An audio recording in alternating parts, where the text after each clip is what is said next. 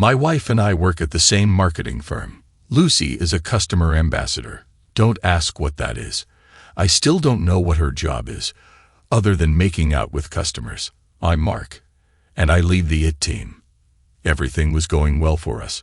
We were employed, happy, finished renovating our dilapidated house, and we had 2 wonderful children, 13-year-old Emma and 11-year-old Daniel. We live close to our families and have close friendships.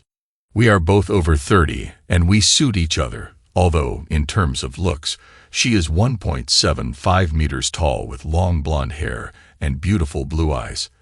Lucy claims her family lives in Sweden, and she looks Scandinavian. Slim, bright, and lively. She never seems to stand still. I'm 1.75 meters tall with sandy hair and prefer endurance sports such as cycling and running. So, I have a slim build and am physically fit, but not in an ostentatiously athletic way.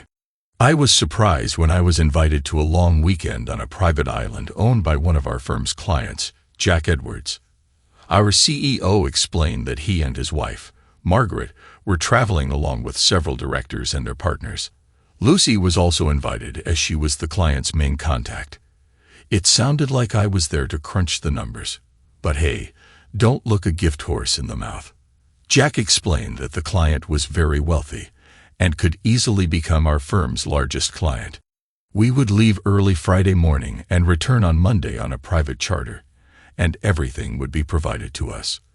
Lucy knew everything when I mentioned it on the way home. She had been working with the client for several months and seemed very impressed and was looking forward to the free weekend. I asked her about the weekend, but she didn't seem to know much, so I asked her about the client. Lucy explained that his name was William Fellows and said that he was in his mid-40s, looked good, exuded self-confidence, and had inherited the family fortune. She seemed a little fascinated, describing him as bossy and reserved, among other things. Great, I thought to myself. He sounds like an arrogant man, but I'll probably keep that observation to myself until the weekend. 2 weeks later, on a Friday morning, we found ourselves on a private charter plane. I must say I was impressed.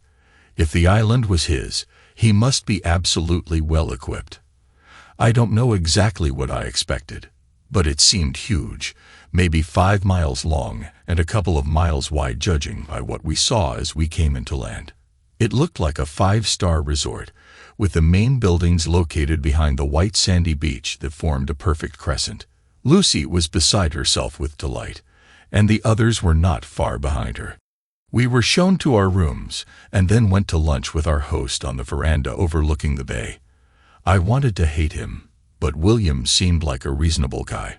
Lucy even downplayed his appearance. He looked like George Clooney. He thanked us for coming and told us to make ourselves at home. We chatted with the other 3 couples from our firm and met a stunning brunette named Charlotte, who I assumed was William's weekend date. Besides the wait staff, the only guy there who wasn't introduced to us looked like a security guard and hung around in the background. I wondered what kind of enemies William had that even on a desert island he still needed protection. William greeted Lucy like an old friend, and they felt very comfortable in each other's company. She and the others seemed to obey most of his words. I suppose this was natural, since he was an unusually generous host and their most valuable client. We had a great afternoon snorkeling, kayaking, and generally lazing around in the bay. Free drinks and food were constantly offered. Later, we enjoyed the evening dinner with all the members of the group. The atmosphere was friendly and relaxed as we chatted in small groups. Charlotte came up to us and introduced herself. She was sweet and talked about growing up in England. I got the impression that she was from a wealthy family, but she seemed genuinely nice. I wondered if she was a model, or maybe she didn't need to work. To my surprise, she was quite flirty with me, even in front of Lucy. I managed to politely avoid her, simply chalking it up to being too friendly. Full-time care, no children, time to relax, and an idyllic location. The perfect setting for a romantic night. Lucy was particularly loving, and her lovemaking was intense. She confessed her love for me on multiple occasions. It was the best night in a long time. Maybe there's something to this Love Island idea after all. I was hoping for a repeat the next morning, but Lucy quickly showered and was ready for breakfast. I finally managed to drag myself out of bed and catch up with her while she was talking to Jack and William. I wondered if it was work, as both Jack and Lucy looked slightly stressed. Perhaps William was making out and using the weekend to push them into something work-related. As I approached, the conversation broke down, and after a quick snack, we and the others continued to enjoy another beautiful day by the pool. On Saturday, we went out to dinner, and I noticed that Lucy had become more dressed up. She looked stunning in a red satin evening dress and stilettos. After dinner, William asked if we could spare him a few minutes. We agreed and followed him into the office, followed by a security guard. William sat down in a high-backed leather chair, and I sat on the sofa opposite Lucy, noting that she sat slightly away from me. After a long pause, William spoke. "I have a proposal for you, Mark. It is personal." "Okay," I answered, trying to appear calm despite being completely stunned. William continued, "I've had the pleasure of working with Lucy and getting to know her better over the past few months, and it's been an absolute pleasure. We get on fantastically well and have built a great relationship." He paused, perhaps waiting for my reaction, but I had no idea where he was going with this, although the word relationship made me feel a little uneasy. He continued casually, "As a result, I have a proposal. I would like to spend the rest of the weekend with Lucy. Of course, I will be happy to compensate for the time she would have to spend with you, and to do this, I intend to transfer $100,000 into your joint account." I laughed. It was supposed to be a joke, and I couldn't resist making one. "Well, William, it looks like you're a little tight-fisted. Didn't Robert Redford offer more than £1 million for Demi Moore?" Nobody laughed anymore. William continued, "As in any other business, I'm willing to negotiate the price to get what I want. Besides, Charlotte will be in a difficult situation, and I would be glad if you would agree to entertain her." I turned to Lucy, expecting her to smile, but she just looked worried. "This is not a joke, Mark. William invited me to join him, and I think that we should seriously consider this offer." I wanted to hit him, but when I looked back, the guard was already close. I was surprised how he managed it. I didn't even see him move. William continued to say, "I assure you that your wife fully supports this idea. Where's the harm? We'll all have a great time, and you'll make a significant amount of money." I turned to Lucy. Maybe the difference in price is explained by the fact that Demi Moore didn't want it for that amount. Lucy flinched at this remark, but she was smart enough not to say anything. I desperately tried to think, but was forced to focus on my breathing, which was becoming increasingly labored. I looked at the guard. His demeanor had completely changed. He looked wary and focused on my movements, and with good reason, since I really wanted to punch William in his pretty face. "What is your name, ex-military, judging by your appearance?" "Shane, sir, and I cannot comment on this matter. And if I attack your boss, I think you could kill me with your bare hands or something." Shane smiled. "Maybe just to keep me from doing this, sir." Turning to William, I said, "It's a good thing you brought him. Otherwise, I would have beaten the crap out of you." William didn't seem bothered at all. "Let us not rush, Mark. A lot depends on this." Lucy spoke next. "Mark, think about it. Just a couple of days, and money will change our lives forever." I was devastated. She clearly planned and wanted this. "Tell me, dear, did the offer of money come after you two decided to do this?" Having received no answer, I continued, "I think Charlotte was also offered to sweeten the deal." "Who is she? A prostitute?" William replied, "Charlotte is my personal friend. In addition to being rich, she is a very high-class escort and only takes contracts that interest her. Rest assured, with her, you will experience something out of the ordinary. I think that makes them both prostitutes." Another wince from Lucy, but no softening words. "Well, William, you can put your money up your perfumed backside. It was at this moment that Lucy spoke and showed her true colors. "This is my body, and I want to do this. It's just sex, and we'll both be interested in exploring it with others. William and I like each other, but that's it. That doesn't change our love for each other. I'm sure you and Charlotte will have a good time too." I was stunned by her words, which slowly came to me. "The difference, my dear wife, is that I don't want anyone else, and this is much more than you imagine. This is betrayal and conspiracy behind my back. I will never be able to trust you again, and if you are ready to do it once, then why not do it again?"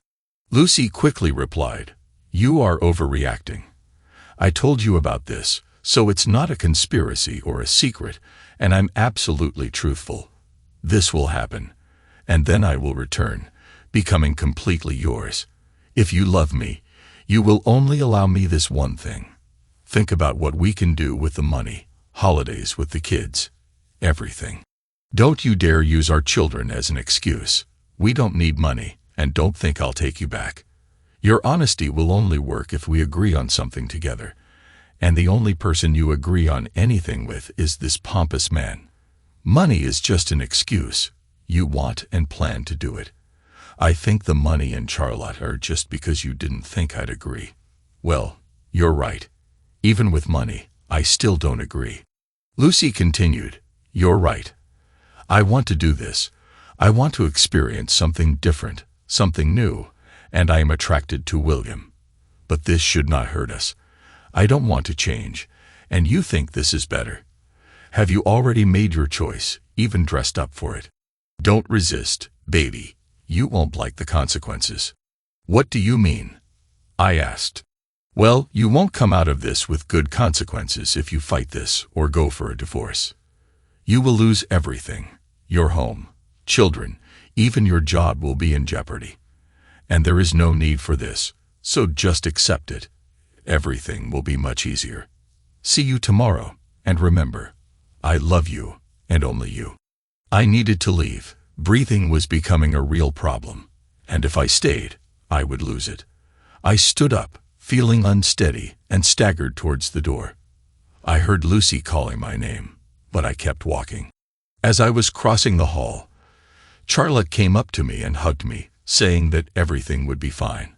I turned to her. "Who are you?" A consolation prize. She walked away with her head held high.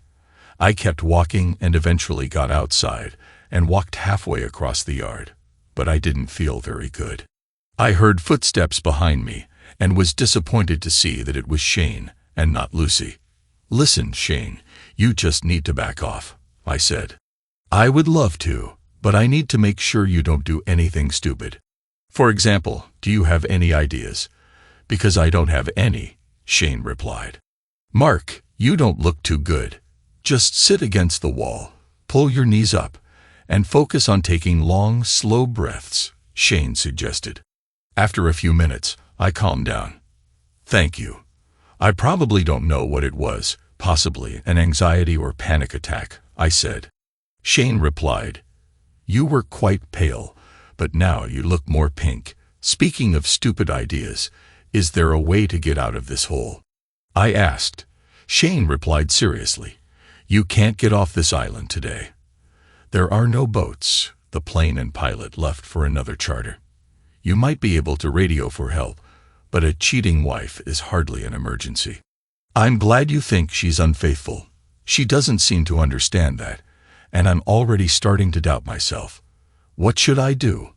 I asked. "Because of you, I can't even beat the crap out of him," I said. "Yes, sorry about that. I would like to step aside, but I will never find a job again," Shane continued. "Listen, think about what you are going to do and come up with a plan. Whatever you need to do can wait until Monday. It's like in the army. Form a plan, sit quietly, and don't tell them what you're going to do," Shane advised. "The problem is that I have no idea what to do. They seem to have everything planned, and I will have to sit and suffer tomorrow and Monday while you babysit me," I replied. After a long pause, Shane suggested, "There's a ship coming early Monday morning with cargo. You can take it if you want to avoid the plane with everyone else going home." They can't stop you. No one, including me, wants to be accused of kidnapping or imprisonment. I can even go with you. This contract is losing its attractiveness. I don't like being on the wrong side, even if it pays well. Okay, this will help. I just need to get through tomorrow. Tell you what, why don't we go on a hike around the island tomorrow morning to take your mind off all this nonsense? Besides, you should think about Charlotte. She's a wonderful girl, and it looks like you have nothing to lose, Shane suggested. I'll go back there. You never know. Maybe she'll change her mind, I said.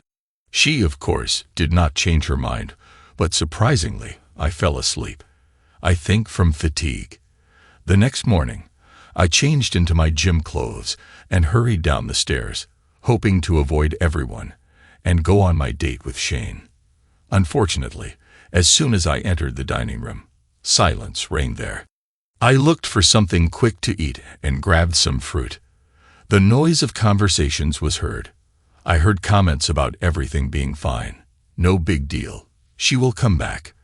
Then CFO John Cousins came up with his wife. Look, we've all been through this. Just let it happen. It's nothing personal. He dates other wives, but then moves on. And he is very generous, he said. At that moment, Lucy and William appeared. She looked absolutely pleased with herself. I would say radiant if I had to describe it. At least she did until she noticed me. Her smile faded. She let go of that man's hand and came over to kiss or hug me. I pulled her away at arm's length and looked around. God, I thought, what a fool I was. Everyone knew what would happen before the weekend even started. What an absolute fool I was. I went out. Lucy spoke. Please stay, Mark. We can chat with the group and have another good day together. I looked around. All eyes were fixed on me, some in anticipation, others clearly amused by this scene. No, he paid for you and can keep you. But before I go, I need to tell the group something. I believe this weekend has been planned for quite some time, and you all have known about it. So it's only fair that you all hear what I have to say. All members of the group looked at each other in shock, nervously glancing at each other. Jack and Margaret, I would never have come this weekend if you weren't here. It never occurred to me that you would be involved in something so vile. You know and approve of what he does, like some kind of fan club of sick voyeurs. I hope you enjoyed keeping me blind. I noticed how they all began to move awkwardly. This was clearly not part of their plans. I actually felt we were friends, and making me feel at home so they could arrange everything was a nice touch. And you're wrong, Bill. This is very personal, so thank you for your role in destroying my marriage. The fact that they are willing to use leverage over my children is frankly disgusting. I don't allow anyone to threaten my children. Lucy insisted, you're making too big a deal out of this. It was merely a momentary lapse, a fleeting encounter that shouldn't shake our foundation. I've already expressed my love. I interjected, here comes the initial line of defense. Trying to downplay it, are we? I'm well aware you had a game plan for how I'd react, being the captain and all. So, let's dissect what you had in mind. Phase A, we stay put, and you gradually normalize the situation before we return home. You and your cohorts probably even discussed this seriously, preemptively addressing the issue on your behalf. No doubt you expect me to swallow my pride, refrain from overreacting, and maturely accept the situation. After all, it's just my ego and pride, right? You know it's a futile effort, but hey, it's all part of the easing in process. So, for Phase B, once the weekend wraps up, you relinquish control to me. We'll engage in intimacy, lots of it, perhaps even exploring new territories. Leveraging your connections, we'll rejuvenate our bond and emerge stronger than ever. I wouldn't be surprised if you've plotted ways to seduce me. After all, sweetheart, you can't let my sense of loss linger too long. Lucy glanced nervously at William, indicating that my remark struck a chord. Additionally, we'll have access to the funds he promised you. With the earnings from your side endeavors, we can treat the kids to a Disneyland trip and meet Mickey. These words elicited visible reactions from several individuals, evident from their shudders. If we are still fighting, phase B kicks in. You already sowed the seed last night. If I really love you, then I should allow you to do this. For 15 years, you have been a wonderful wife. And this is just one night for you. Yes, this may begin to weaken my resolve. But what do I get after 15 years of devotion to you if I'm treated like garbage? You knew I would never agree, and you attacked me with a complete lack of respect. So this plan won't work. Now you're a little worried. Maybe you better give me time to cool down. In a week or two, you'll find me drowning my sorrows in a bar somewhere. And then you'll ask for forgiveness. This is phase D. You actually regret all this. You didn't realize it would hurt me so much, and you never would have done it if you had known. You love me, beg, cry, and all that. I must admit that you have a chance. But then the way you just walked hand in hand with him in front of everyone and looked so delighted with yourself confirmed to me that there really was no guilt or regret, only contempt and a desire to humiliate me. Phase D won't work for you. So finally, a backup plan may be needed. Phase E, threats. You will take all the money, the house, and set the children on me. You've already suggested that I might lose my job. William will pay to find you the best lawyers. I will end my life sad and lonely. You can even threaten to move in with him and live happily ever after with our children. William raised his head so quickly that I almost laughed. Oh God, it looks like your lover doesn't really want your children, baby. Lucy finally found her voice. It's really not that big of a problem, she began. Why don't we just relax and give ourselves time to think? This is phase A, Lucy. We've already been through this, I said categorically.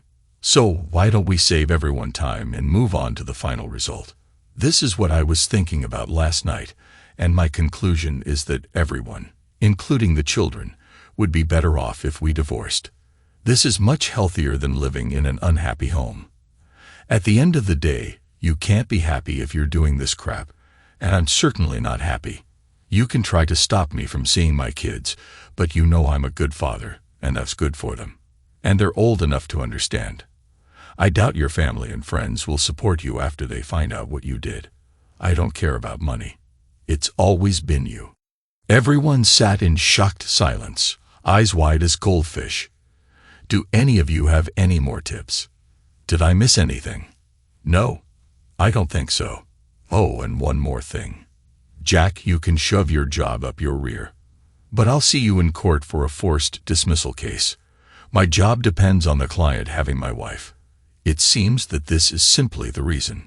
With that, I walked out. You could have heard a pin drop. Shane followed me as always. As we left, Shane chuckled. Well done. I see that you took to heart the advice to keep the plan to yourself. I couldn't help but smile. Yes, it looks like I failed at this idea. Shane actually laughed as we left the building. It's good that you remained a civilian. You would never have achieved success in the army anyway. Let's go. Shane grabbed his backpack and set off at a leisurely pace up the coast. After a mile, I was having trouble keeping up with him, and began to think that perhaps it was a mistake. I heard him shout something from up front about how physical torture is a great way to take your mind off mental torment. My burning muscles and lungs seemed to agree. The scenery was breathtaking, and Shane was in good company. He switched from asking about me to hilarious stories from his time in the British Army.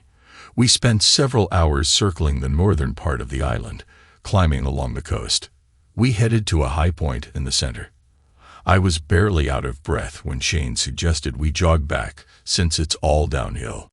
I could barely keep up with him, but I suspected he was slowing down to either support me or torment me, depending on your point of view.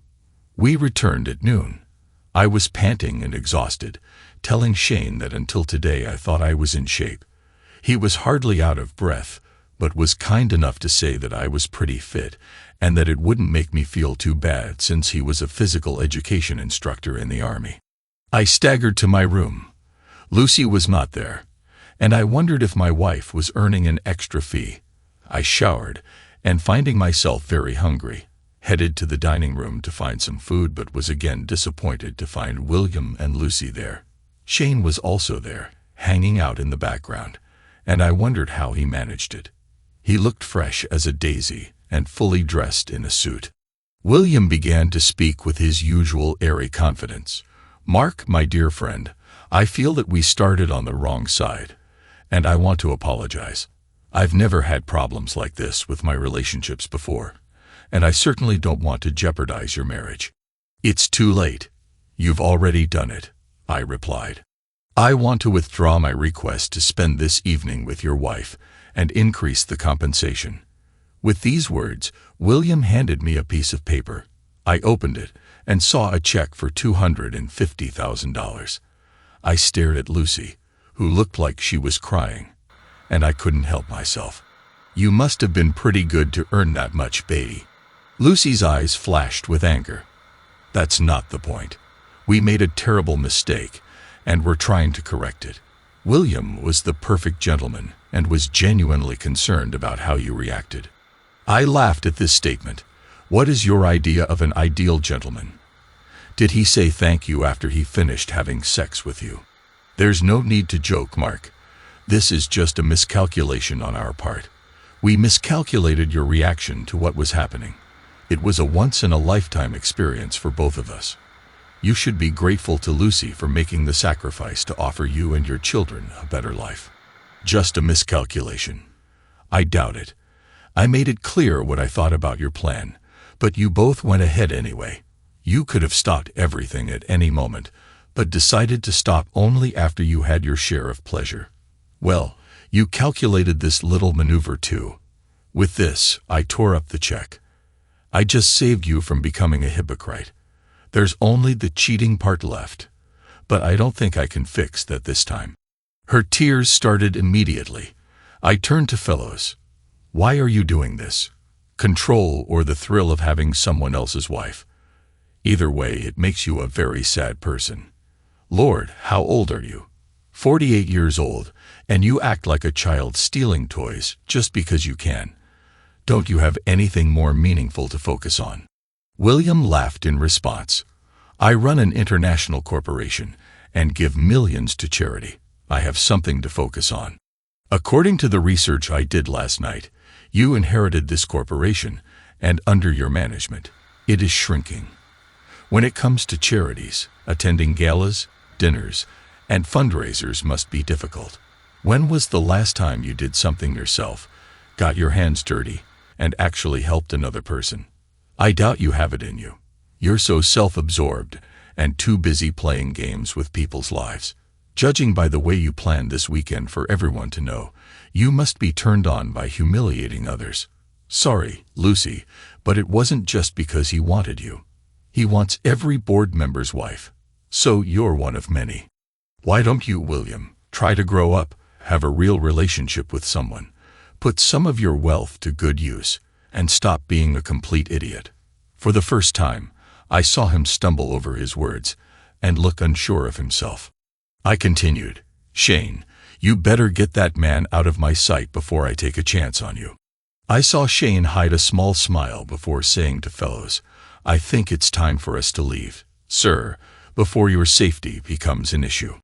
After they left, I grabbed a snack and went down to the beach, trying to avoid the others. Just when I thought I was alone on the beach, I noticed Charlotte lying in a hammock, reading. If she had been beautiful before, now when she smiled, she became truly dazzling. I approached her.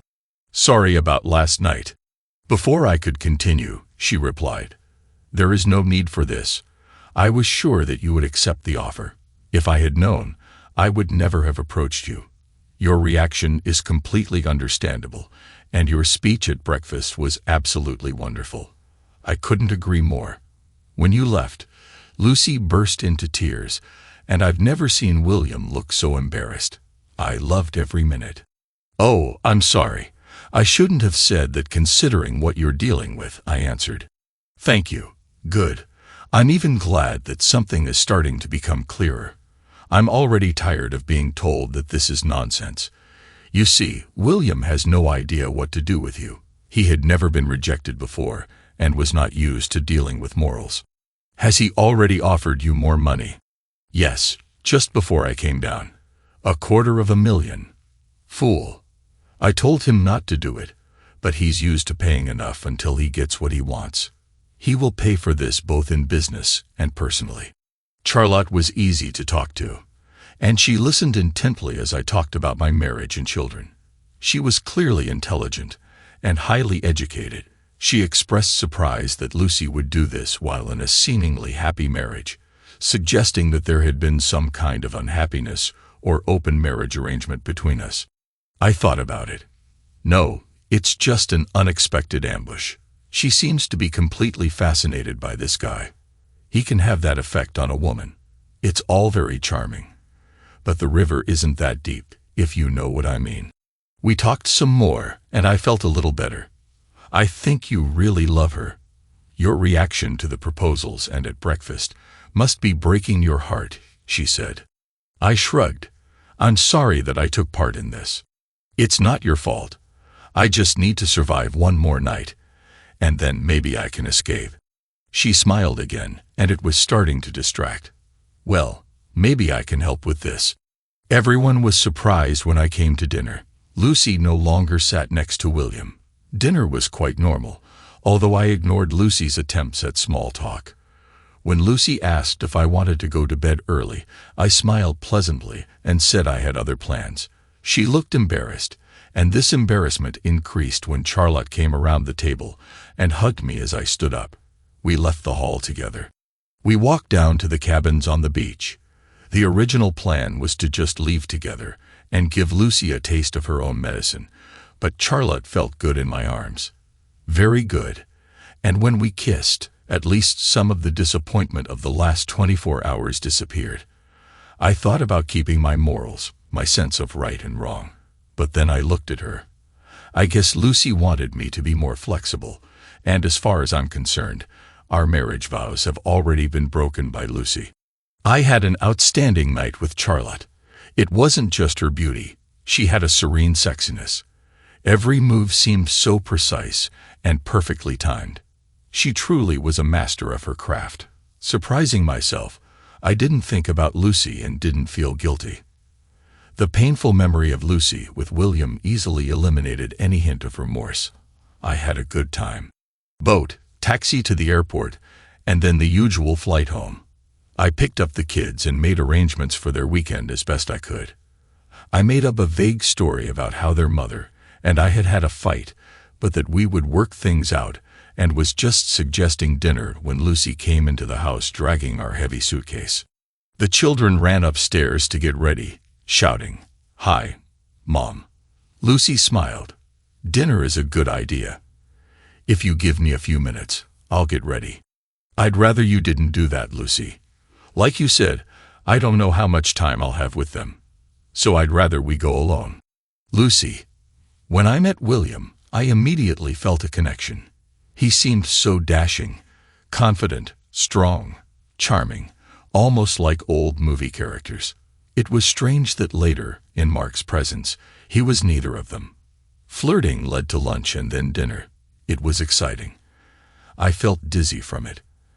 After dinner, he kissed me goodnight, and I almost melted. But I was determined not to cheat and told him about it. William talked about how some of his relationships were open, and I wondered if Mark might be able to go for it. When he offered to make this offer, I thought that the money would justify it. Jack supported me, and we started making plans for the weekend. The weekend started out brilliantly. I had a great time with Mark, and almost gave up on the whole thing if only I could. William said that everything would be fine, and that he should relax. Both he and Jack said to expect Mark to reject the idea, but to give him time to calm down. Mark reacted completely differently than we expected and planned. The biggest shock was that he actually looked unwell.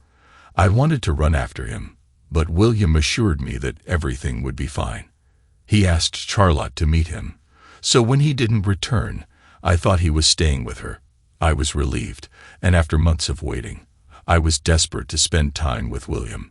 As soon as he kissed me, I realized that I would succeed. He led me into his bedroom, and before I could take off my clothes, I was already excited with anticipation. William stood in front of me and undressed me as if I were the most delicate trophy. I felt so special. Despite his age, he was incredibly fit. I was not disappointed by his body or his manhood below the waist. When I reached out to him, William pulled away and started kissing my whole body, kissing me everywhere. Slowly, he gauged my reaction and responded, seemingly in sync with everything I wanted and needed. My first climax came quickly, caused by his skillful caresses. When I came to my senses, he stood up and began to kiss me passionately. He was a skilled lover. I was stunned by the sensations that washed over my body. Now I was completely captured by desire. He increased the pace and began to take me hard. As the next climax approached, William followed me. Finally, we both relaxed in each other's arms. I woke up in the middle of the night, confused, believing I was sleeping with Mark, and shocked to find another man lying next to me. I felt guilty, wondering where Mark was and how he was feeling. I must have disturbed William because he woke up and kissed me, and my guilt was soon forgotten when he climbed on top of me again. This morning, I was brushing my teeth when William came up behind me. He seemed insatiable. We moved back onto the bed, holding each other's hands, before I pushed him onto his back and straddled him, delighted by the look of desire and ecstasy on his face. Once again, it was able to coincide with our final climax. It was everything I had hoped for, and I was thrilled. I kissed William and thanked him for a wonderful night. It felt natural to hold his hand as we walked down the stairs and into the dining room, and I looked forward to another night. I turned to look at Mark, and everything fell apart. I had to swallow my panic when Mark exploded. Everything had to go wrong. It was clear that he had not slept with Charlotte. Even without this, I thought that he would leave, but I did not expect such anger. What scared me most was his cold rage. Mark was too logical in everything. He anticipated almost all of my well-developed arguments when I brought them supported by William. They sounded much more convincing, but Mark crushed them all in 5 minutes, making them sound weak and pathetic even to me. I tried my best to hold my position, but I realized that I was losing. After he left, I collapsed, sobbing hysterically. William looked unsure for the first time. When I came to my senses, I tried to find him, but I couldn't. Jack and William then proposed the idea of stopping everything by offering more money. When we offered Mark more money later that day, I was amazed at how things turned out. William's presence had diminished so much that he truly seemed small and insignificant. Before that, his authority was such that I believed everything he said, but now this authority was undermined to the limit. He assured me that we could have fun without ruining my marriage. This plan crumbled into dust, and I was no longer sure of anything. I then flew into an irrational rage, assuming that I would stay on the island longer and have fun, but was surprised by Jack's calm but cruel response.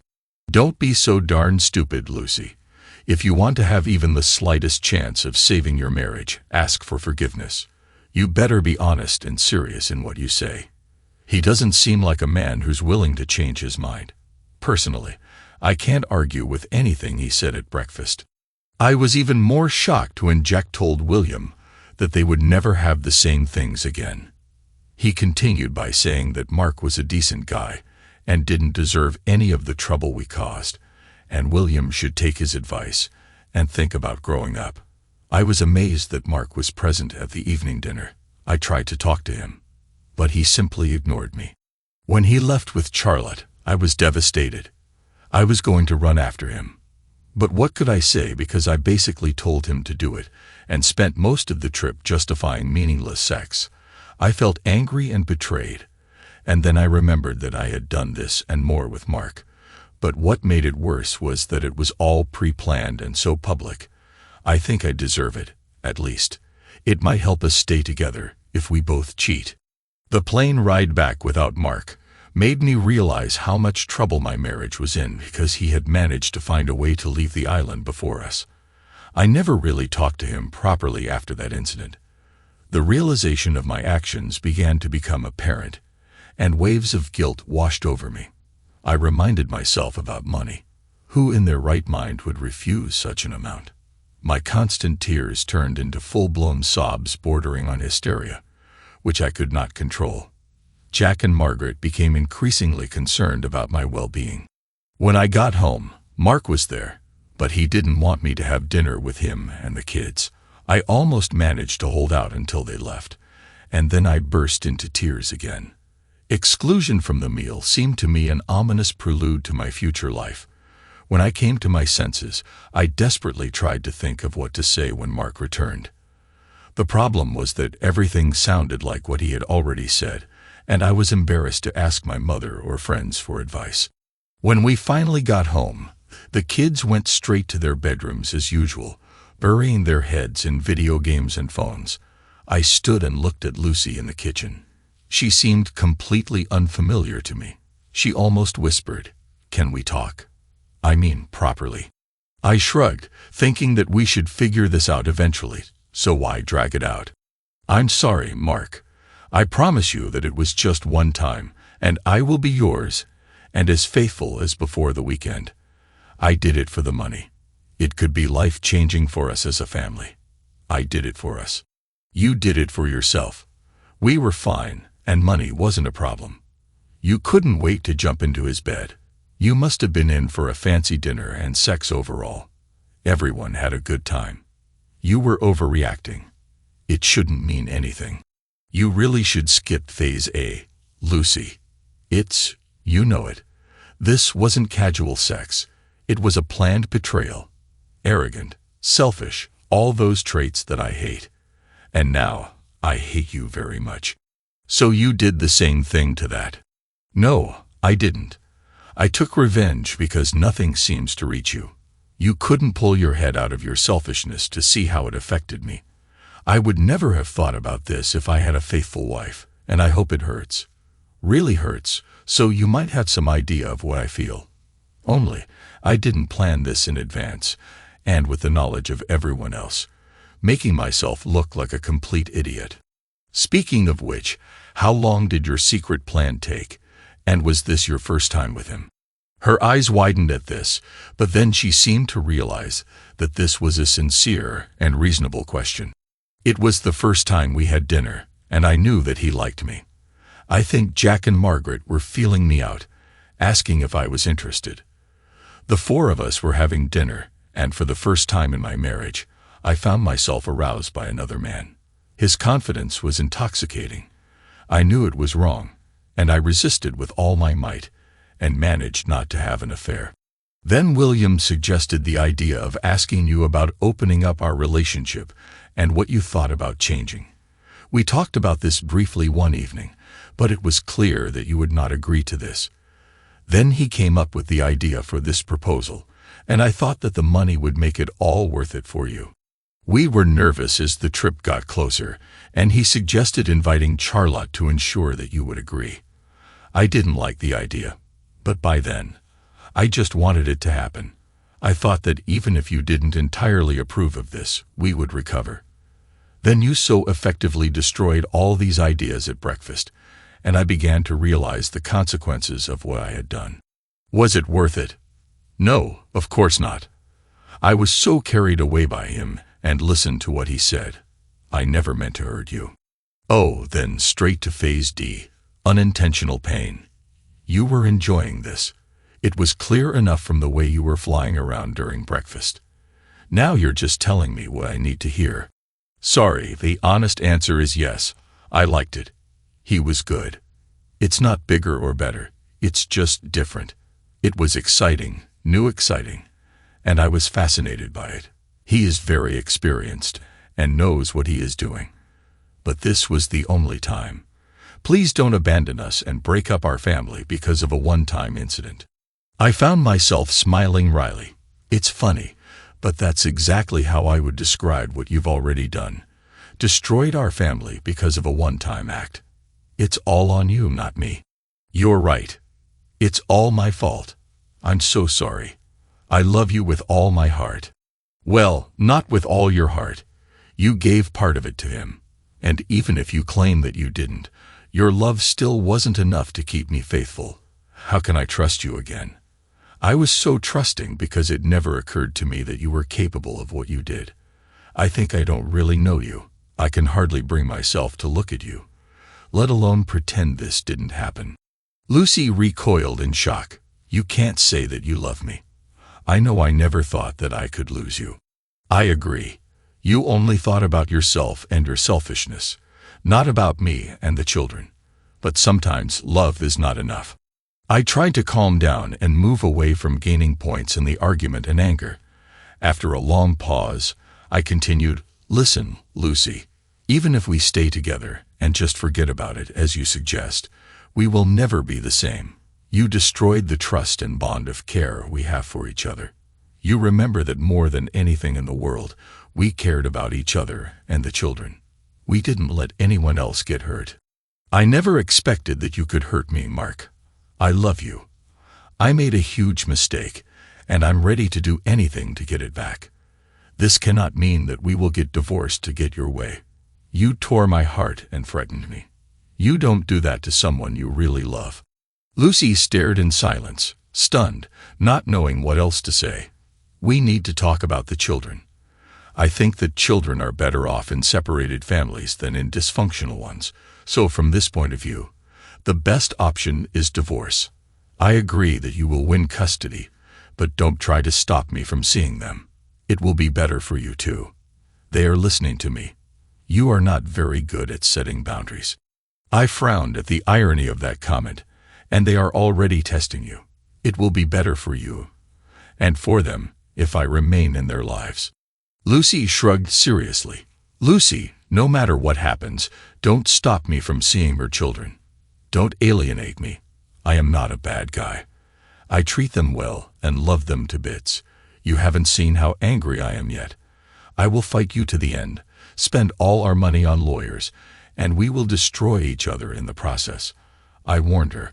She nodded. "I would never do that. You are a great father, and they need you. They will want you to continue to take them with you on trips and practice with them in all sports sections," she said. I turned and looked at her, surprised by the first comment in which I felt that she was not trying to manipulate me or justify her actions. "Be careful, Lucy. You're throwing off Phase D seriously, even though you know who I am. Why do this? I can only think that deep down you wanted us to break up." "God, never," Lucy said urgently. "There is no excuse for this.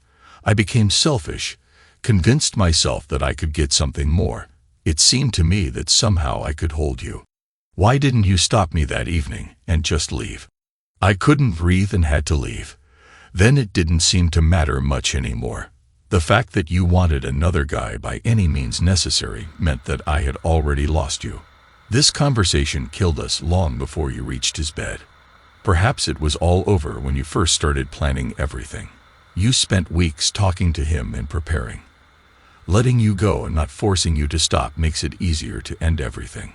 There is no turning back, and that was the beginning of the end. The marriage was destroyed in less than 4 days. We divorced, fortunately without any need for counseling. I think Lucy didn't want to explain her actions. On the one hand, it's a shame.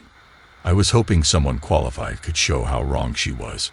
She did keep one promise, and in the end, we spent approximately equal amounts of time with the children. She even admitted to them that everything was her fault without going into details.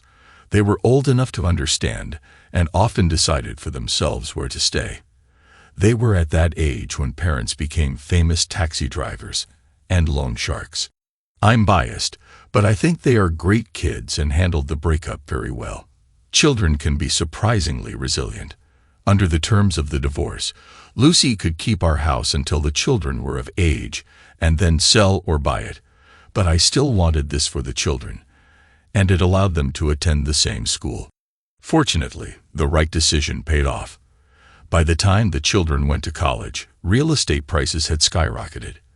Lucy had to buy the share from me, and it was the best investment of my life. How could she afford this? Well, we kept $250,000 and divided it up in the divorce. And just like with Charlotte, I couldn't hold myself to the moral high ground. What can I say? I am a practical person.